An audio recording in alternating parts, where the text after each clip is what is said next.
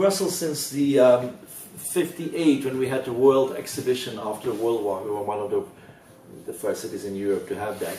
We embraced the car.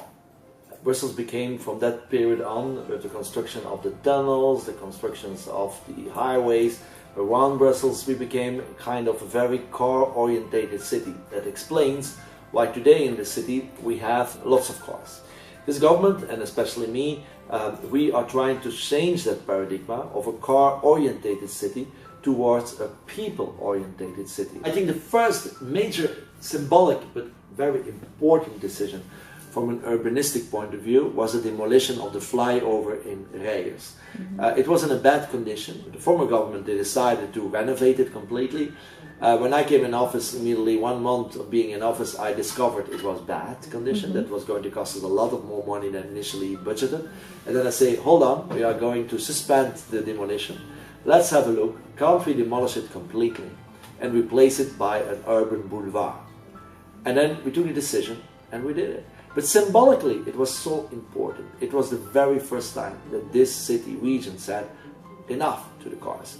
Second milestone, together with the city of Brussels, what I did was the pedestrianization of the central boulevards, between the Bruguère and Fontenas, where we just cut the traffic. There was a lot of north-south transit traffic over there. We just cut it and we said it's over.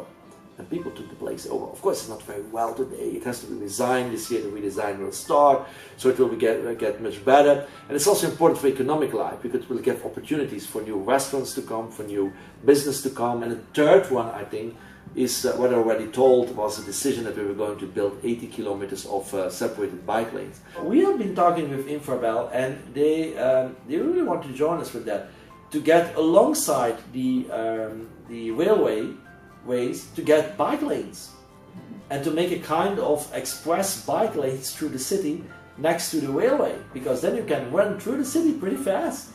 And they are agreeing on that. It's only a question of money, but it's something in the future we want really to invest in it. When we can work together with the private sector, we should do it. For instance, public transport should be run by the public sector, I think. We have a public owned and operated public transport system. I want you simply to keep it. When I came in the politics here in the city 12 years ago, I had the same message, but you had people in the street shouting at me, and they said to me, return to the Flemish region with your bike. Today they no longer say that. So we were able to change the mentality of the people that are living in the city in a period of 10 years' time, and that I think is very important. And of course, I still have to do renovation of tunnels. As you managed, they are in not so good condition, like in a way the bridges of Montreal. Montreal has their problem with bridges, we have our problem with tunnels now. But we're going to renovate it, we will fix it. It will cost us money, but we will find the money. And it's good for the economy, because lots of people will work now in the streets. And it's also a way of thinking another mobility in the city. So we should use it also as a leverage to have another approach of mobility. And mobility for me should never be an objective. Mobility is just a mean of accessibility. The city should be accessible. That's the aim. And then you have to see what's the right way to do so. And so, we are changing this paradigm, and I think we are achieving it now.